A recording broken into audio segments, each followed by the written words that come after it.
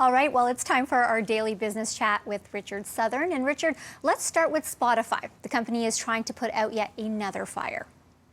Yeah, good to see you, Maliha. Indeed, for the second week in a row here, it is another controversy involving Joe Rogan, who Spotify signed for a reported $100 million. This is the controversial podcaster.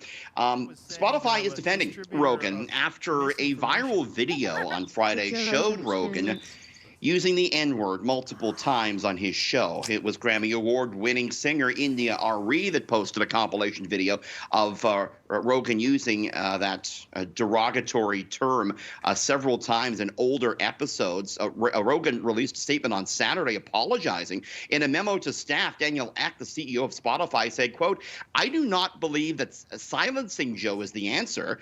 Ek said that his company had conversations with Rogan about the racial insensitive language, as he put it, and that Rogan agreed to delete some older episodes of his show. It was, just the other week, Maliha, that Rogan was in hot water for having guests on that promoted inaccuracies about COVID vaccines. Neil Young and Joni Mitchell pulled their music down from the service as a result. Spotify shares, they were lower by 1.6% today amid all the growing controversy. Not surprising, Richard. I feel like a lot of us have to take responsibility for who we're listening to and what we're watching, because sometimes it's really up to you. And Rogan does too, arguably. If you have a microphone that big, you have to show some responsibility, I think. 100%. You're right. You're right. Now, Richard, airlines continue to make adjustments as they struggle for survival during the pandemic. Yeah, they're still canceling a lot of flights. We just heard today from WestJet, who announced 20% of its March flights will be canceled.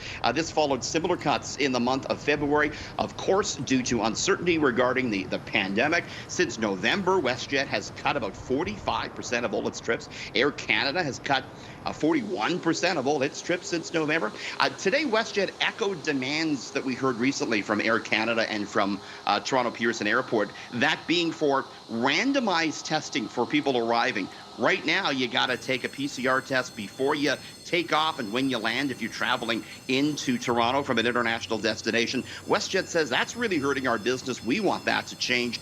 Canada is the only G7 country, WestJet points out, to require pre-departure and on-arrival testing. WestJet's privately held right now, but Air Canada stock did move higher today, up 1.5%. It's tough going right now, isn't it, Maliha, for the airlines and indeed for the travelers too? Richard, I'm actually kind of surprised because I feel like the weather is just so terrible right now that I would think people would want to escape.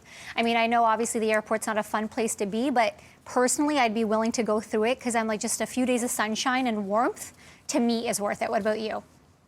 It would be nice, but there's a lot of hassle and a lot of paperwork involved and a lot of tests involved. WestJet and Air Canada, they say they're seeing travelers make up their mind last minute now more than ever because of all of these rules, Maliha. I'm hearing that from a lot of people as well, where they're really looking at those last minute deals and just seeing how they feel just a few days before. 100%. Anyway, so support is growing for a potential 4-day work week here in Canada. Richard. How sweet it would be, yes. The vast majority of people asked for a New City News poll by Mauro Public Opinion said they would be willing to work a longer work day for the same money if it meant working just 4 days a week. The poll found 79% would prefer a 4-day work week working 10 hours per day rather than the current 5-day work week working 8 hours per day.